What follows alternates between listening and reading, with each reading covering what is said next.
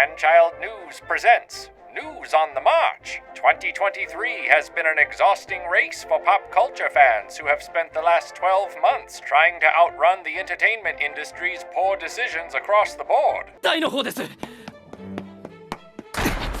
Hasbro has laid off 1,100 employees in an attempt to be a leaner company, they say. However, they gutted their staff at Wizards of the Coast in their zeal to downsize, mercilessly killing the only department that delivered any major financial successes for them this year. The move defies all logic. I know Hasbro wants to lose weight, but anorexia isn't the solution.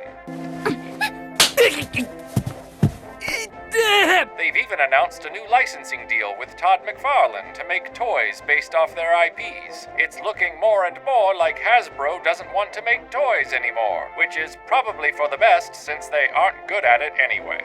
The company's duplicity remains in full swing even as they shaved their own head. HasLab announced it had leftovers of past exclusive crowd-funded toys to sell, but only if you had a paid premium subscription to Hasbro Pulse. Predictably, all of the HasLab leftovers sold out faster than Taylor Swift concert tickets, leaving more than a few people with new Hasbro Pulse subscriptions and nothing to show for it. Scam, thy name is Hasbro.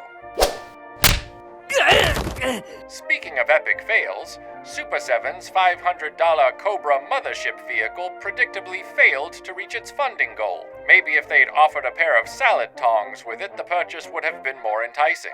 Around the same time, online retailers slashed prices on Super7 products to a staggering low in an attempt to move Ultimates lines languishing at stupidly high Super7 prices. Meanwhile, Amazon put a warning label on their sales page for Mattel's Masters of the Universe Origins Snake Mountain playset, alerting customers to high returns on this item. Evidently, many customers have experienced the playset being shipped with the actual display box as the shipping box, with a large number opening up in transit and losing pieces before arriving poorly resealed at customers' doorsteps. Well done, Mattel, and right at Christmas time, too. Ho, ho, no.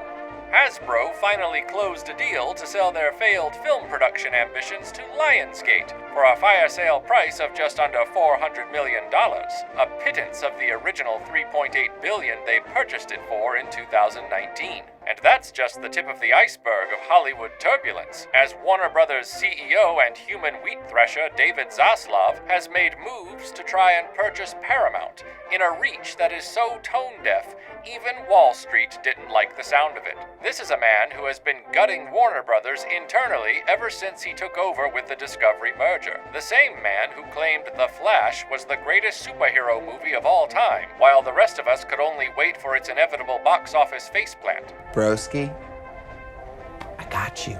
Shit, I'm in so much trouble. Word to the wise, people. Never listen to the movie opinions of a guy who looks like a friend of your dad's. This man should never have been allowed to head up a major movie studio. When he was at an age where he could stay awake through an entire movie, he wasn't at the movies. He was at sporting events, or wearing a pair of loafers without socks on a lake somewhere. It's corporate zeros, exactly like Zaslav and Disney's Bob Iger, that have put Hollywood in the creatively bankrupt checkmate we're suffering through as consumers. In 2023, we've watched Marvel, DC, and Indiana Jones die, while some of us could smell the corpses of Star Wars and Star Trek rotting in the corner of the room.